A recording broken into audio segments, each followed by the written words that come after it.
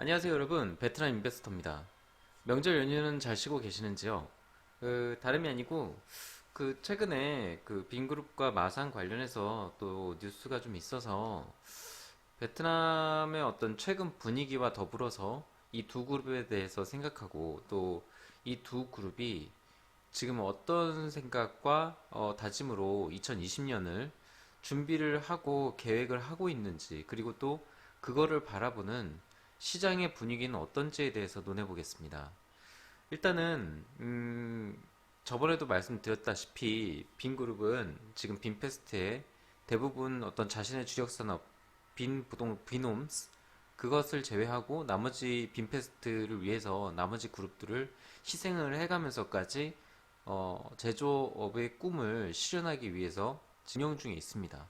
또한 마사는 어떤 특별한 활로를 찾지 못한 채 사육과 돼지고기와 그리고 사료, 돼지 사료, 그리고 마산 소비재, 식품, 뭐 면이라든지 이런 소스, 생선 소스, 그리고 뭐 칠리 소스, 그리고 마산 리소스, 텅스텐 산업 이런 부분이 전반적으로 총체적으로 좋지 않은 상황에서 이 빈그룹이 빈커머스의 적자 운영이 되고 있는 빈커머스까지 인수를 하면서 더욱 힘들어지게 될 것이라는 부정적인 어떤 분위기가 마산 주위에는 지금 팽배해 있는 상태입니다.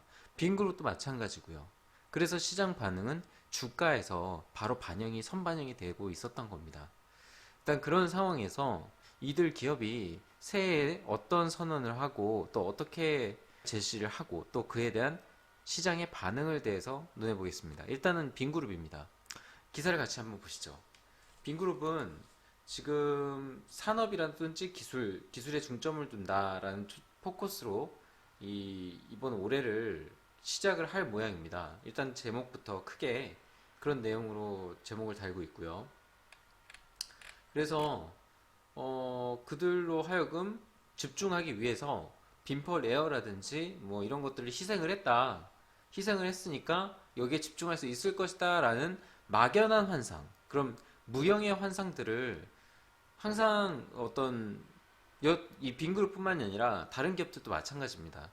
본인이 어떤 현실적으로 어떤 한계에 부딪혀서 투자자들로 하여금 외면받고 그리고 부정적인 시각 그리고 자금이 이탈하려는 조짐이 보일 때마다 어떤 이런 무형의 당장 보여줄 게 없지 않습니까? 실적도 나쁘기 때문에 투자자들이 떠나는 것인데요. 그래서 실적이나 이런 유형에 보이는 것들을 제외한 나머지 보이지 않는 것들, 예를 들어 여기 보시는 빈그룹 에어는 뭐 산업기술에 초점을 맞추기 위해서 소매나 농업 및 최신 뭐 빈펄 에어 프로젝트를 포함한 일련의 분야를 철수를 했다, 희생을 했다. 그래서 우리가 새롭게 인수하는 것들은 더욱 잘할 수 있을 것이다.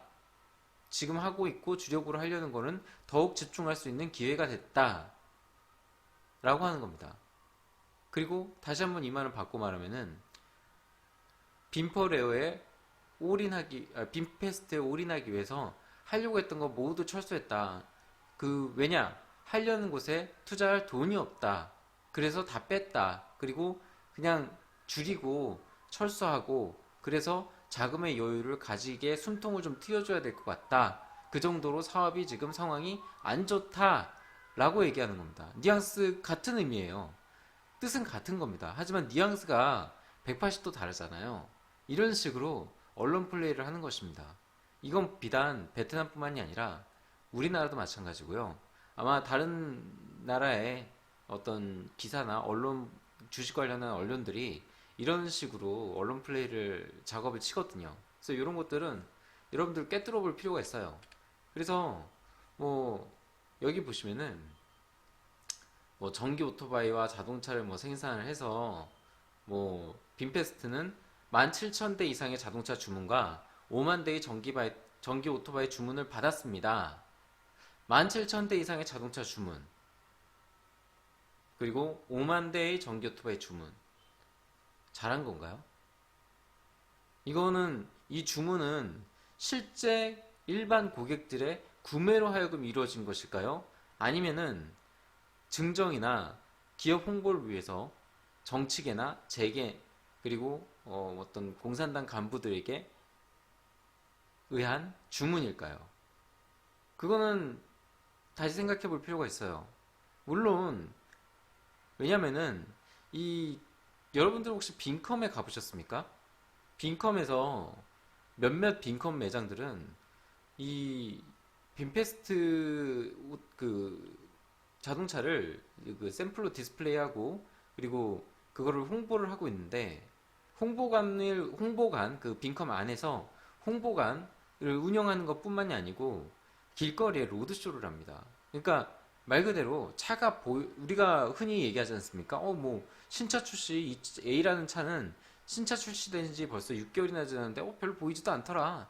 그거 되게 인기 없나 보네. 역시 그거는 비합리적이고 굉장히 안 좋은 선택이 될 거야.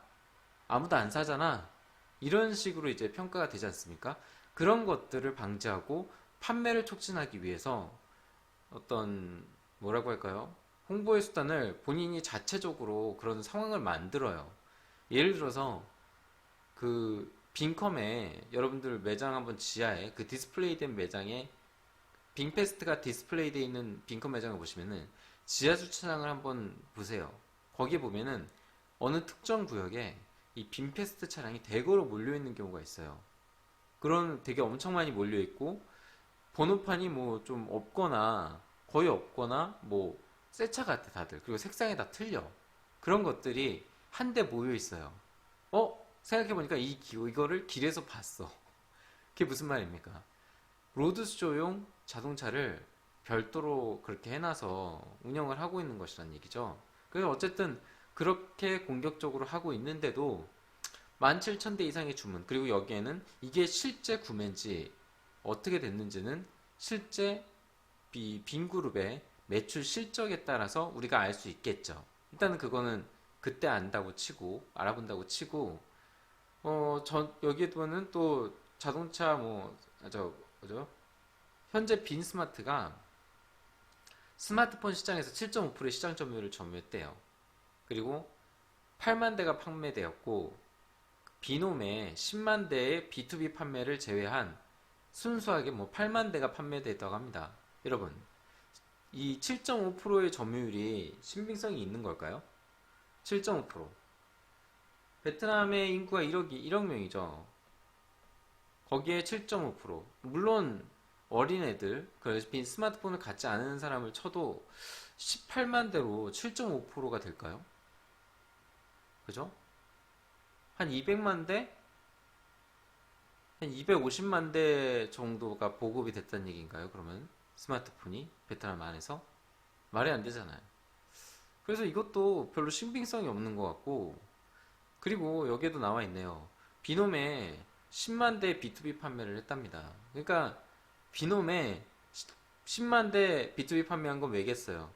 고객들한테 나눠주려고 그런 거잖아요. 비놈 구매자들한테. 비놈 구매자들한테 나눠주려고 왜 샀겠어요? 왜 하필 이걸 10만 대씩이나 출하를 하면서 판매를 판매도 아니죠. 그냥 줘야 되는 거죠. 왜 줬을까요?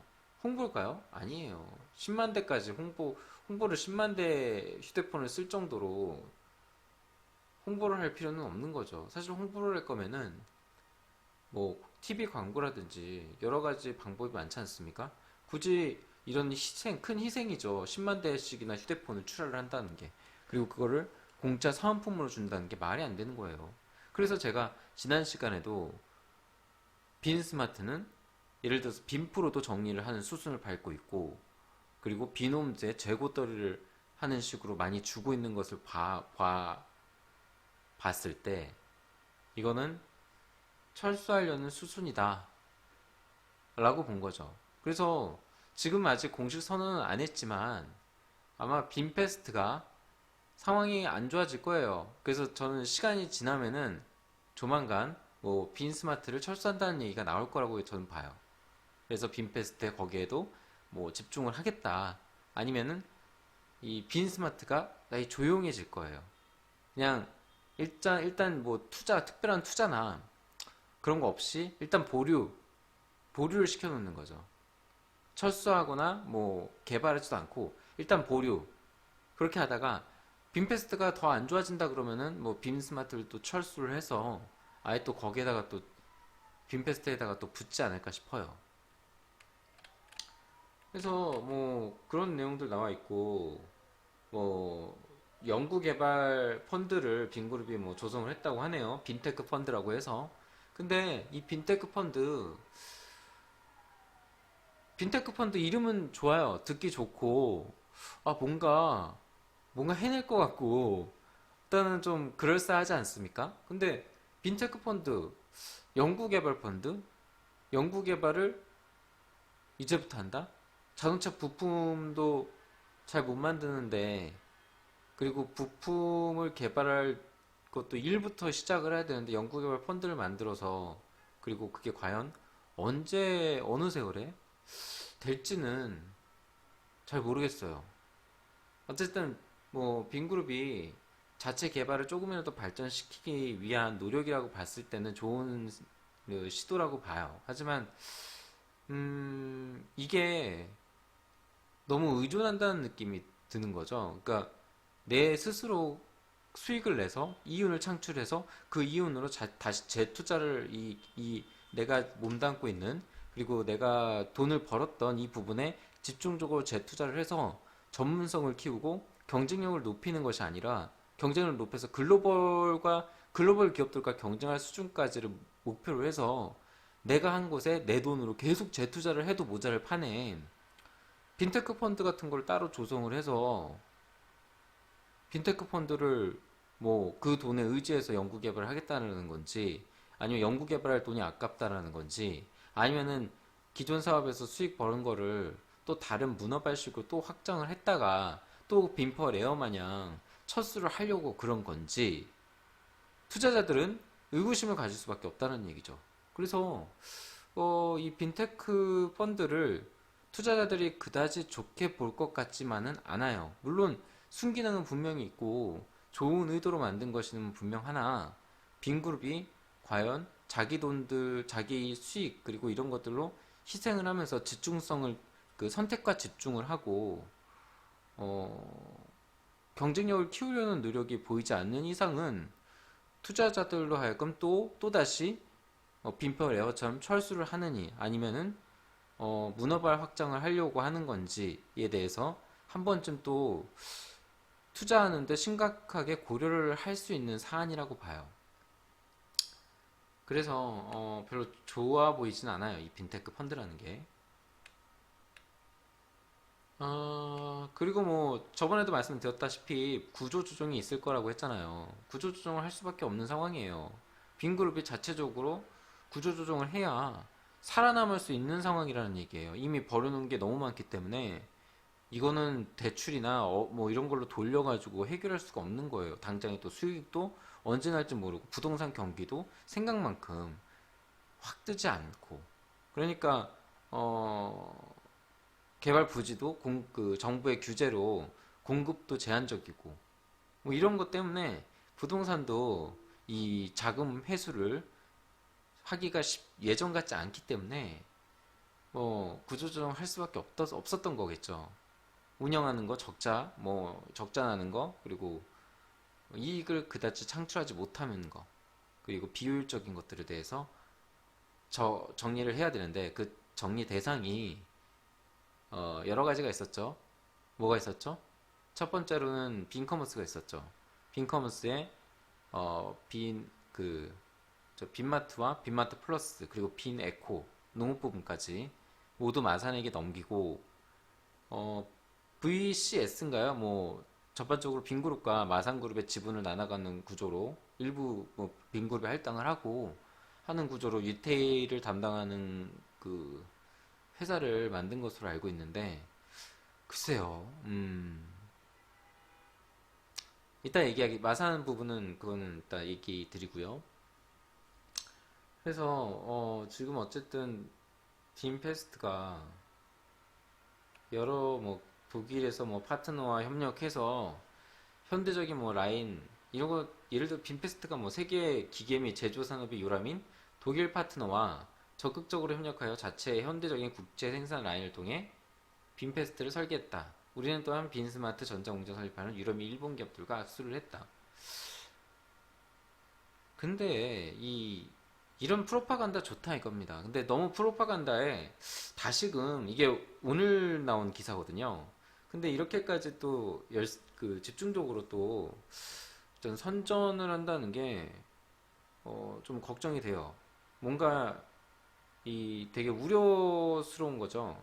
빈그룹도 그렇고 이 투자자들이 약간 빈커머스와 어떤 그런 딜이나 혹은 최근에 1년에 있었던 빈그룹의 이미지들이 이런 어렵다, 자금 사정이 어렵다라는 소문들이 있다는 거를 빈그룹도 의식을 하는 것 같아요. 하지만 그 의식을 해소하려면은 실적으로 보여줘야 되거든요. 유일한 답은.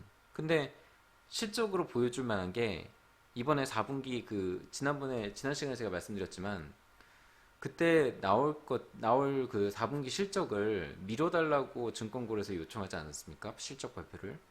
그것도 그렇고 아마 이 실적이 예상만큼 안 나온 것 같아요. 빈그룹이 생각했던 것보다 안 좋게 나왔던 것 같아요. 그래서 이런 선전 플레이, 무형의 것들에 대해서 선전 플레이, 보이지 않는 것들, 직접 확인할 수 없는 것들에 대해서 선전선동을 하고 있는 게 아닌가라는 생각을 이 기사에서 또 느꼈어요. 예전부터도 느꼈지만. 그래서 빈 스마트도 그렇고 뭐 빈 패스트도 그렇고 말로는 제조업의 꿈이다. 이거를 열심히 팔 거다. 뭐 이렇게 얘기는 하지만 과연 이거를 정말 살릴 수 있을까? 정말 잘 살릴 수 있을까? 이런 의구심이 드는 게 지금의 시장 분위기잖아요.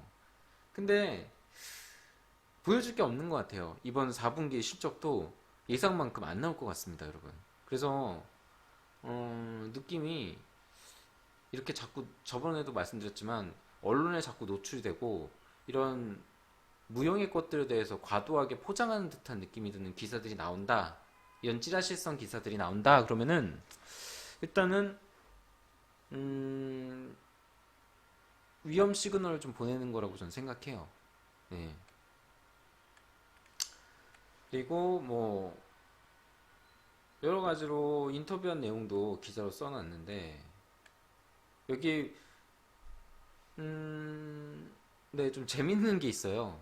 여기 보시면 내년에 빈그룹의 개발 계획을 공유할 수 있습니까? 그러니까 2020년 빈그룹의 개발 계획이 뭐냐라고 물으니까 2020년에 빈그룹은 기술 산업, 부동산 관광 및 지역사회 서비스의 세 가지 핵심 비즈니스 영역 개발에 계속 많은 투자들을 하고 있다. 특히 산업 부분에서 빈그룹은 다양한 유형의 빈패스트 자동차 및 전기 스쿠터 생산을 지속적으로 추진하여 모든 유형의 고객의 요구를 충족시킨다. 이 그룹은 2021년에 전기 자동차를 미국 시장에 수출할 것으로 예상된다. 그룹은 또한 가전 및 제품, 일상생활에 필요한 많은 스마트 전자생품 생산에 계속 집중할 것이다.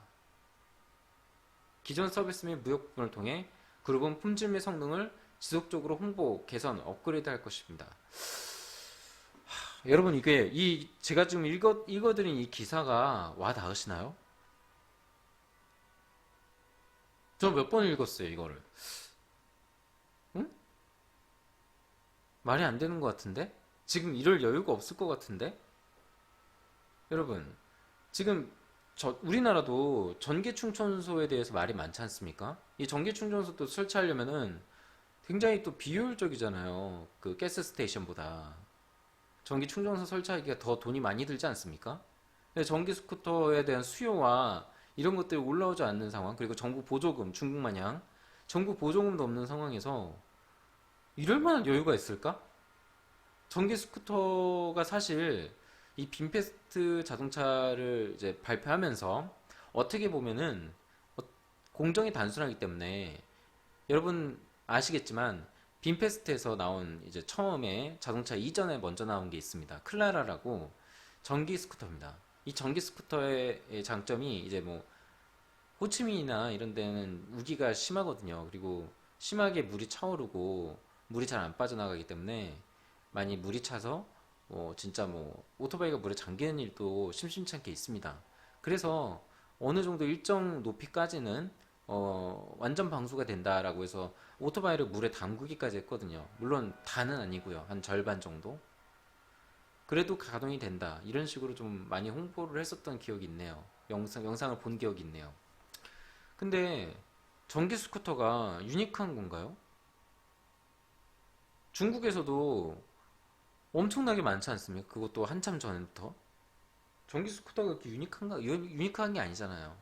그리고 방수가 된다는데 물이 그렇게까지 차오를 만한 상황의 도로 여건과 이런 악조건 그런 것들을 가진 나라가 과연 얼마나 될까요? 그리고 미국이 그렇게까지 물이 차오르는 나라도 아니고 이 전기 스쿠터가 과연 그리고 전기 자동차를 2021년에 전기 자동차까지 만든답니다. 그걸 또 미국에 수출하겠대요.